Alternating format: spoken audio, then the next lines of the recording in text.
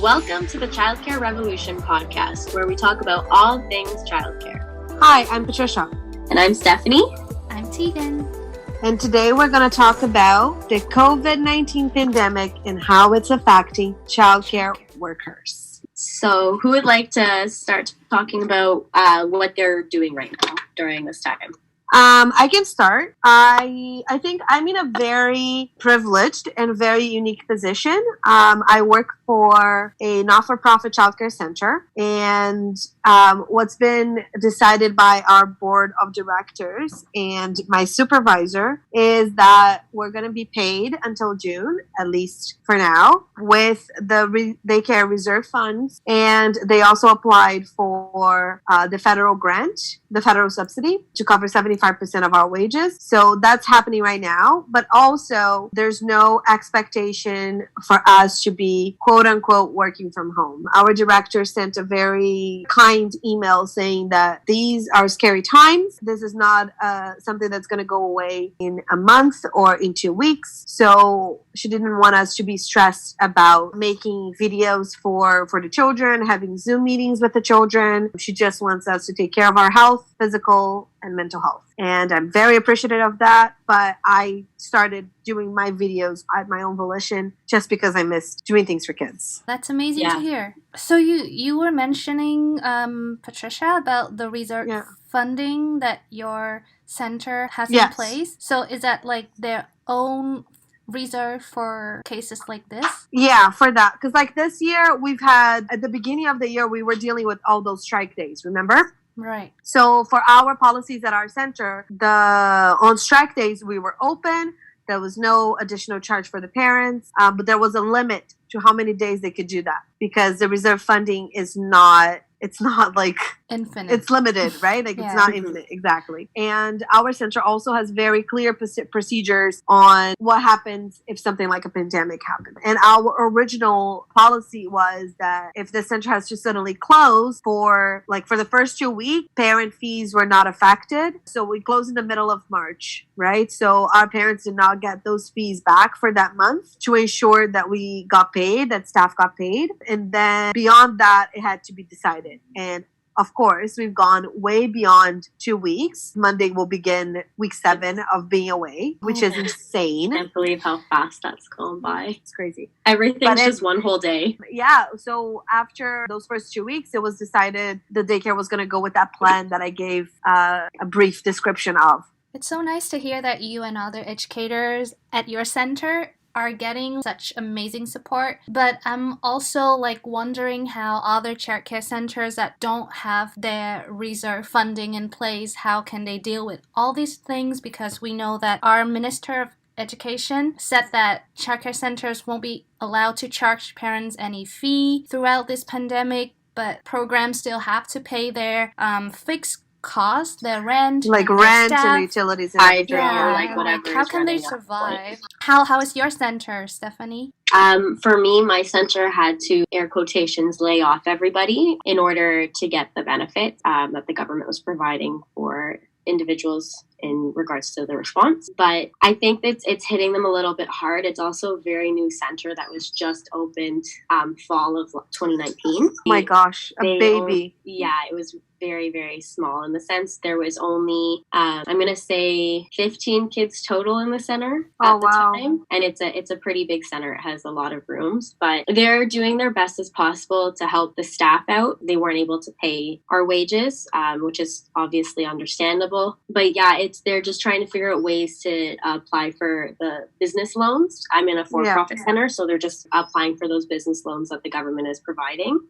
Hopefully they're able to get them. If not, then it would be really hard, I think, for them to even survive. And that's the thing too, the standalone centers, the ones that are not part of a chain or especially the ones that are a school board, especially even the ones that are for profit, right? Because when you have something for profit, it's because there's going to be one person or a group of people that are going to be making extra money out of that, not just the salary. So to have a reserve funding for that is trickier. Because why is it a reserve funding and not profit? Yes. So I think that because Ontario does have a lot of for-profit centers, like that's going to be a huge issue when we are able to go back to work, because so many of those standalone centers are not going to be able to reopen because they couldn't pay rent, like you guys were saying. They couldn't pay their utilities. They couldn't pay anything. It's very infuriating. And the problem is that we don't have enough funding from the government, and the majority part of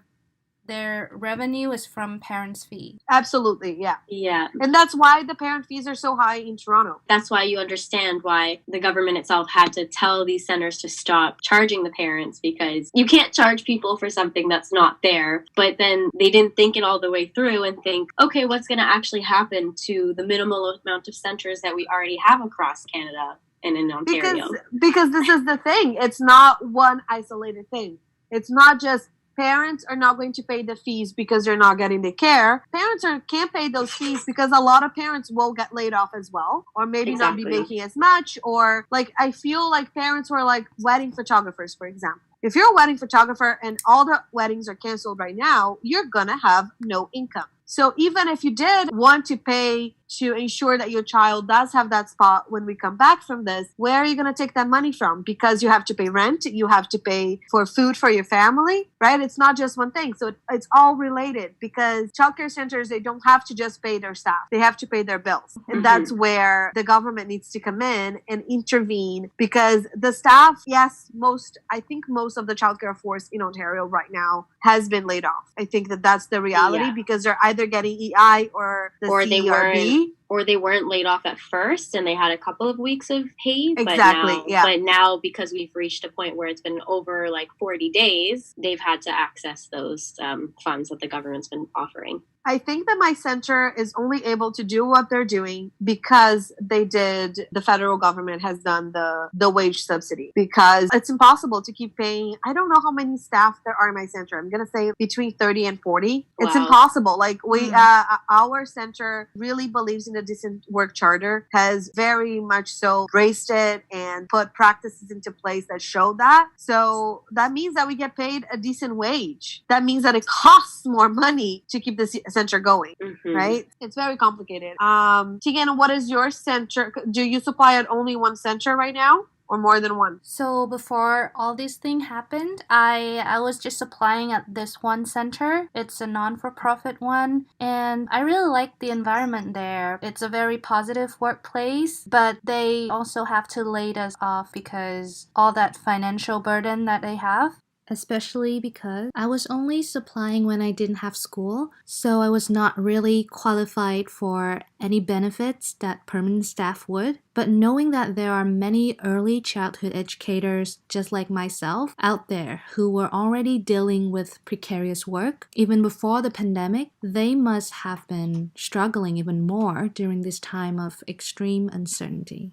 Yeah, and I think that there are centers that maybe they laid off some of the staff and not other staff, but then the staff that aren't laid off are having to quote unquote work from home. I think that we should talk about the work from home side of it. Yeah, because for childcare, I'm sorry, it's impossible. It's good in small doses, let's put it that way. To run a whole program from home or online is pretty ridiculous, and there's a lot that goes on with it. For me, for instance, just setting up like a weekly Zoom meeting with the families from my previous center and from the ones that I'm at right now, it takes a lot of preparation. You need to understand like technology, sound quality, for instance, just being able to sit there and talk to a computer screen and hope that the children on the other end are kind of receiving the messages that you're sending through. So it's definitely a lot of work. To do it every day is a no. I read on the Facebook groups of ECEs in Ontario, I'm on several, there are centers that are making their educators write out full-on program plans. And I think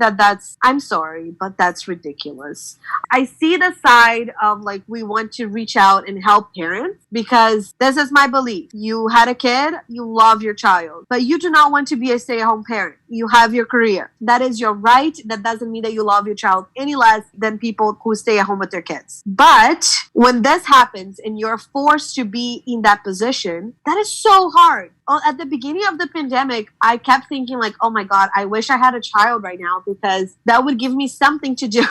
which is an insane thought because so much goes into having a child. But I understand that the need that parents have and the desire that providers have to be like, oh, let's run a program remotely because that will alleviate the pressure on parents. Yes, but someone when still has to execute it.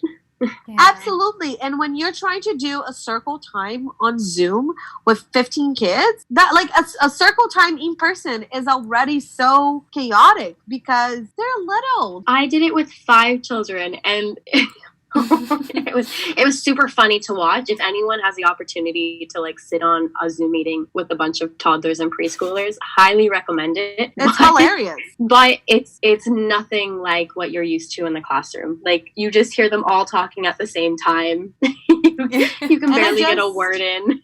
I just want to give like huge props to all the educators out there that are doing that, whether they're doing it because they want to or they're doing it because their centers are telling them to. You are champions, you're heroes, because that is so hard. We're in this field where we don't really use a lot of technology. Like if we do use apps to talk to parents or we have iPads in our classrooms, it's still very limited, right? It's not like when you work in an office and you can work from home because all you're going to be doing is filling out paperwork, writing reports, or having meetings. It's a personal, physical contact job. You can't, this drives me crazy. I am very happy that I'm in the situation I'm in because I've been making my videos for my teacher Instagram. My intention with them is I'm reading a story that your child can sit down for 2 minutes, 3 minutes and listen to it and see a familiar face. Because I know that when I get feedback from my families and they send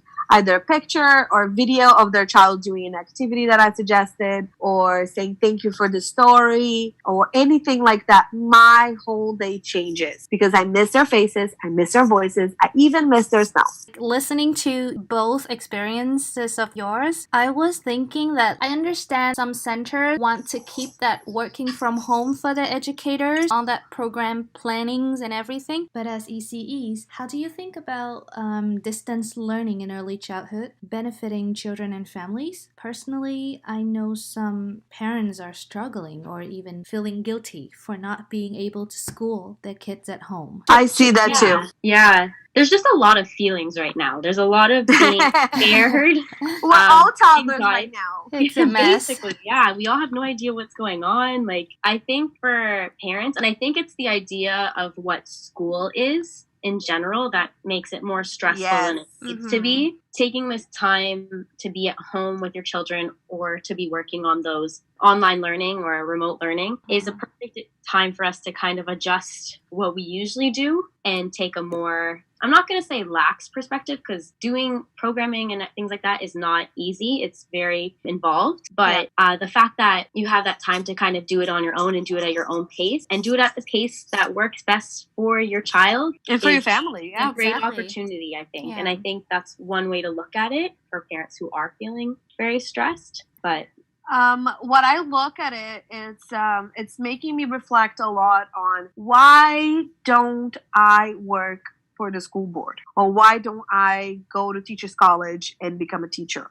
Because the answer to those questions, it has a lot to do with what we're talking right now. Because when we look at school, formal school right now, not just public, but private as well, unless you're talking about an alternative, quote unquote, system like a Waldorf or a Montessori, school is still very rigid. School is still everybody sitting on their chairs and there's worksheets and there's a lot of the teacher 30 talking minutes to do a subject. Exactly. So I personally don't like that. I don't think that I could work with that. I love childcare because our mandate for childcare in Ontario with how does learning happen is child-led curriculum, emergent-based, and we are going with the lead. Like we're following the child's lead. If the children are not interested in plants, why would I be talking about plants? They're going to learn better if I tie what I want to teach them with what they're interested in. And what is meaningful to them.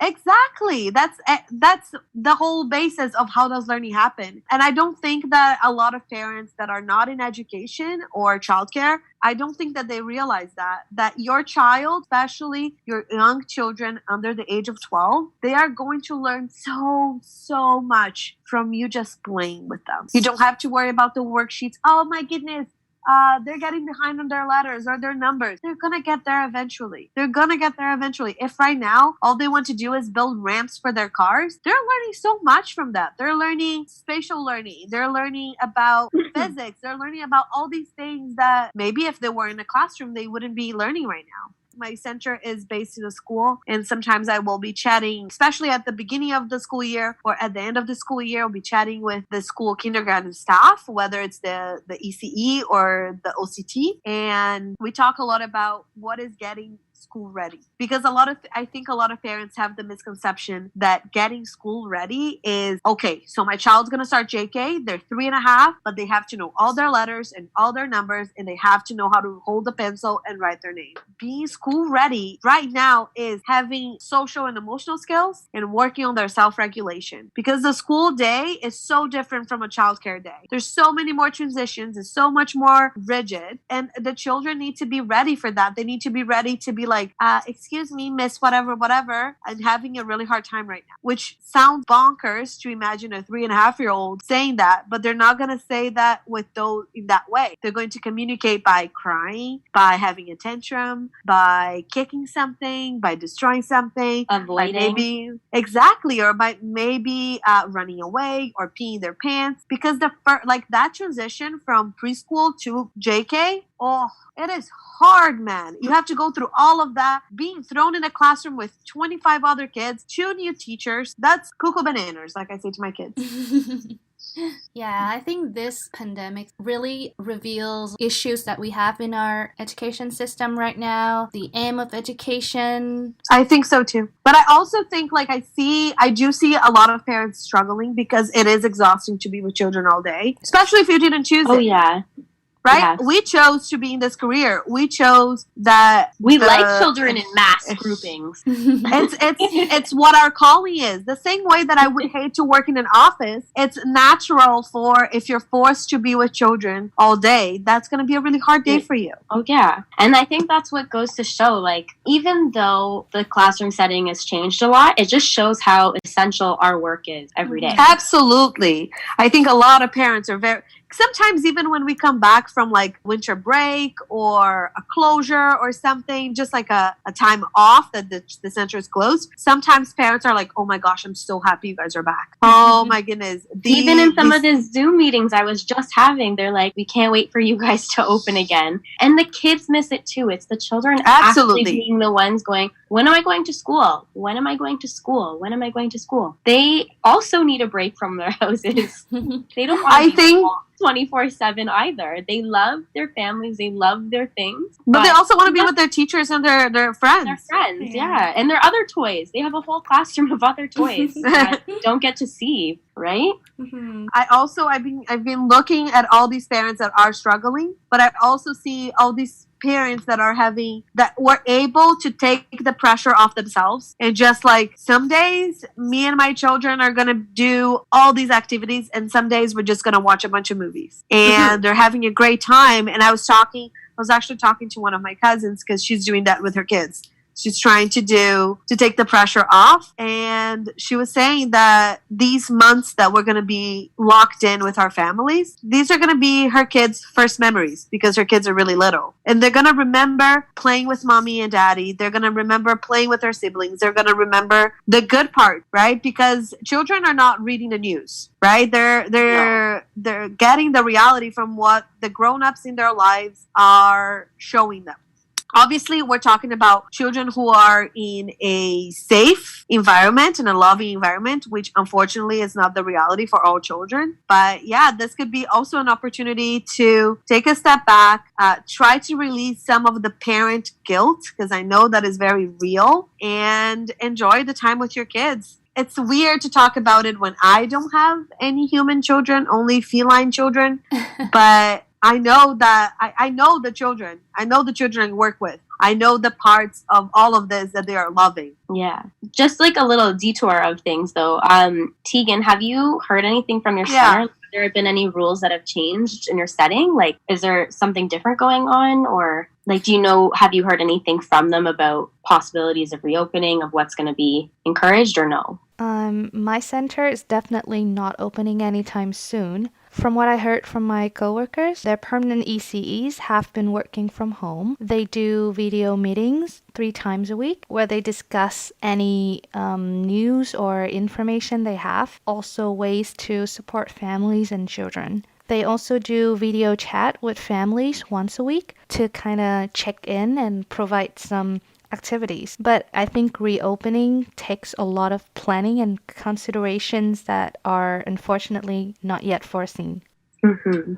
I think that there's also been a lack of information from the government, and I don't think this is just the government not talking about it. I think also they don't know yet what it's going to look like when we come back. Because if there's a limit of how many people can be in a room, so childcare centers are going to have to choose what families get care, right? So many things that still have to happen, so many policies and procedures that still have to be researched and put into place before we can come back to work. When do you guys think we're going to be coming back? I feel like they're going to try to keep it along with the school board. I don't know. The fall. Yeah, fall for sure. So I'm not sure how it's gonna look like here once we do come back, but I heard from other countries that do have their childcare reopened recently. So for toddlers and preschoolers, they put up plastic cubicles on the lunch table, and each child is assigned 1 cubicle to avoid physical contact. What do you think about that? That's crazy. That's so scary for the poor kids. I'm sorry, so scary. But imagine being a toddler and you're still learning how to maneuver a spoon or fork, and then your educator can't even reach in there to help you out with that. They're gonna starve. Yeah. They're gonna be so hungry. Yeah. They're gonna starve because they're gonna be so scared. So they're gonna be crying, and then they're gonna be no food. Yeah. Like a huge part of our document of how does learning happen is relationships. And when children are young, part of the relationship is physical. They need a lot of hugs. They need to be held. They need to be helped with their food. They need to be changed out of their soiled diapers. Like all of that is physical contact. It is impossible. You can't avoid it.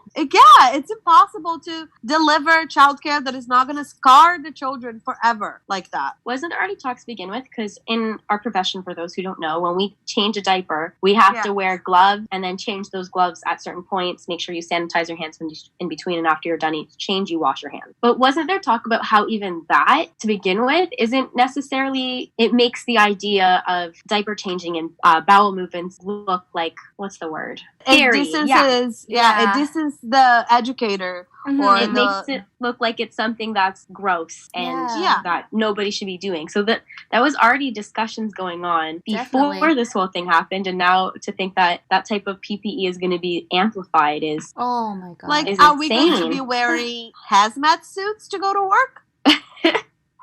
And for instance, my mom is in healthcare and she has to wear a mask constantly, and it's so hard, like, to even work like that. It's crazy. I can't imagine having to run around after a few toddlers and need to wear a mask constantly. You'd be out of breath. Yeah, it's impossible for me to predict what it's going to look like. My supervisor called me a couple weeks ago and we had a nice long chat about that, about how really it's impossible to hypothesize about it, because I am 100% sure that not all our families are going to be able to come back to daycare because so many people were laid off. And not all the spaces will still be available for them either, because small businesses will collapse. Yeah, and parents, it's not just childcare workers that are going through this madness. Parents are going through it too, whether their profession has been affected or not. Because at this moment, everybody's being affected directly or indirectly. You do not have to be a healthcare worker. You do not have to be a delivery person, a grocery store clerk. You do not have to be any of those quote unquote frontline essential workers to be affected by this right now. It's like you were saying, Tegan, businesses are going to close. That might mean that parents might not need the care anymore because they don't have their businesses. So they are going to stay home with their kids. That's a big possibility. All the realities that could come out of this is just... It's impossible. It's impossible to predict. What are your hopes for when we come out of the pandemic? I hope for more public funding and public policy to help regulate all these things that we were talking about. So currently, we actually have an emergency plan for childcare that is created by Canadian Childcare Federation, Childcare Now, and Childcare Resource and Research Unit. And this plan will help sustain Canadian childcare services through the pandemic. There's a petition to support that plan. We can put that on the description of our episode. But yeah, my hope is that this is shining a light on how broken the childcare system in Canada is. Mm-hmm. How the economy can't run without childcare. That everyone depends on someone who depends on childcare. Every single one of us. Every single one of us. You cannot go to the grocery store if the people that work at the grocery store don't have anybody looking after their kids. You cannot go to the doctor if your doctor doesn't have their kids in some kind of care. And the way to ensure that everybody is getting that care and that care is being delivered with quality and with knowledge, because so much knowledge goes into what we do, is by delivering it publicly. Yeah. By leveling the playing field. What are your hopes, Stephanie? For me, for it to not go back to normal, if that makes any sense. Mm-hmm. Like Patricia was saying, normal isn't working. It wasn't working. I hope that in all of this, that people are taking the time to reflect on what could be done differently, and with the opportunity, if things do start opening again in the near future, to actually put those changes into practice, to try something new out. Because if we're looking at smaller ratios, smaller classroom sizes, why not give it the opportunity to try something a little bit different? But along with that, I'm hoping that overall children's play stays the same. Their ability to learn and engage with their environment isn't going to be overall affected. For instance, like now children aren't able to use sensory materials due to the sanitization and health issues along with those, but those things are necessary for them. So my hope is to see that stuff being used in the future and not being avoided completely, because it's so important for their development. So yeah, that's just kind of a few of the things that I've been hoping. And also family involvement. Sorry, that was another big thing too. Family involvement is incredibly important for children and for centers. And right now, looking at things where people can't even stand next to each other and they have to be years apart, I'm hoping that the families are going to be welcomed back into the centers soon enough so that they can be a part of their children's lives. That's beautiful. Another thing, a few things that I'm still also hopeful for is I believe the families are seeing how hard our work is. Mm-hmm. So my hope is that we'll be appreciated more.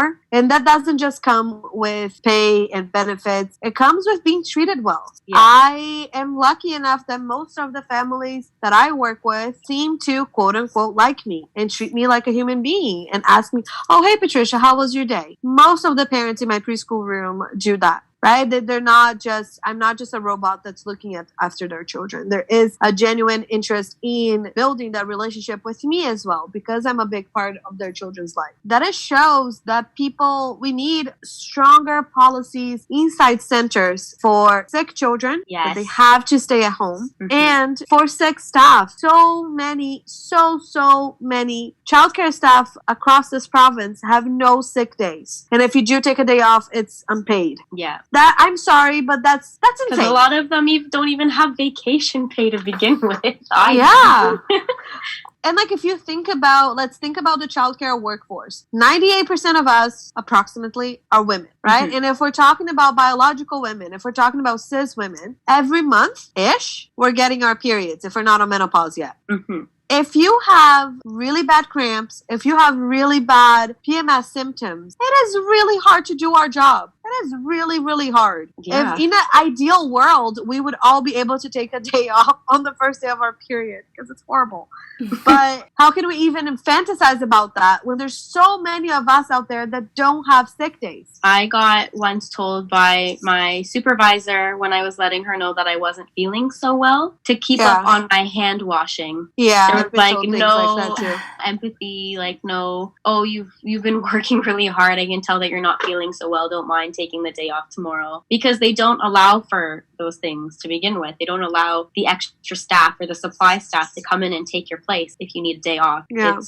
So definitely a good point that you brought up about those sick days, for sure. And that's something that needs to change. Childcare centers need to be able to be properly staffed. My daycare is amazing. We have all of these policies and procedures put in place to make sure that we, the staff, have a good life. But it's been really hard to retain supply staff because people don't want to stay as a supply staff, or because other people leave to pursue other things, and then that supply staff becomes a permanent staff. Like, that's what happened to me. I was a supply and then become permanent. So it's also like we have to be able to have the resource of having someone to cover for you if you're not feeling well. We're in childcare, and like we were saying, we're in close proximity with the children all the time. So even when it's not pandemic time, we're always getting sick. I know that every year around October, November, when it's getting colder, I'm going to get sick. And I'm going to get really sick because it's a whole new batch of kids and it's a whole new batch of germs. Mm-hmm. So it's ridiculous that we don't have sick time. Like, I personally do, because again, the center that I work with is very ethical on how the staff are treated. But I'm a minority, right? Oh, and yeah. You're a big rarity in this field. Yeah.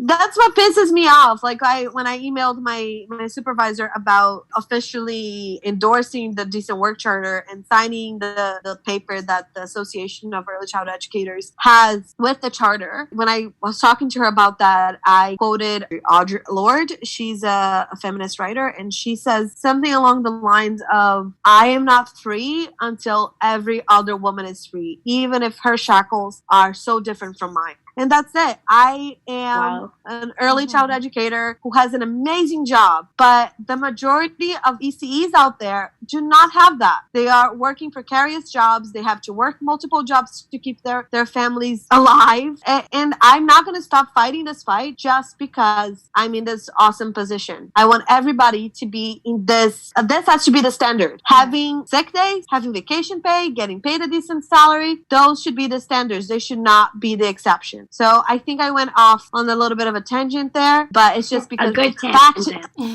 You're not feeling well, so wash your hands. I would have slapped her across the face, metaphorically. In person, I'm not that confrontational.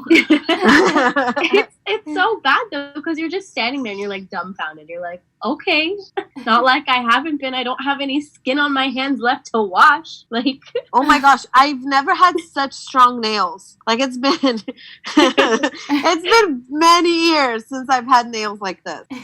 Oh yeah, those couple of weeks off. Oh, crazy. Oh man. So for anybody listening out there, if you want to share what your experience with the pandemic has been, what your center is doing, were you laid off? Are you having to work from home? We want to hear all of that. So send us an email at childcarerevolutionpod@gmail.com. That's pod, P-O-D. When we share stories here, we're always going to make sure that we're keeping it confidential, and that unless you specify to us, like, hey, give me a shout out. I'm so-and-so from this center. We'll give you a shout out. I don't know if people want to shout out on the podcast. So every episode, we want to share a funny or positive anecdote related to childcare. I'm going to share a story that happened to me a few years back. I was working with preschoolers, and I was with this preschool child. He was building a train, and he came up to me and said, Patricia, I can't find my bitch. Where's my bitch? Patricia, I need my bitch. Where's my bitch? At first, I was still very green in the field, and I got super taken aback by this child saying the B word. And we're like, okay, we're going to look for what you're looking for. You let me know if you find it, because I could not think of what it was. So when I moved the basket where the train tracks were, he just screamed, my bitch! I found my bitch! Yay, my bitch! And it was a bridge. he just couldn't say the word yet. So that's one of the many, many funny things that happen in childcare because children are still learning how to pronounce all their letters and all their sounds. And I think that we are good for this episode. So just a little reminder that we are not affiliated with any universities, colleges, associations, or institutions. Just a couple of passionate educators speaking some thoughts into the air. Please like, follow, and subscribe to listen more episodes of The Childcare Revolution. The Childcare Revolution.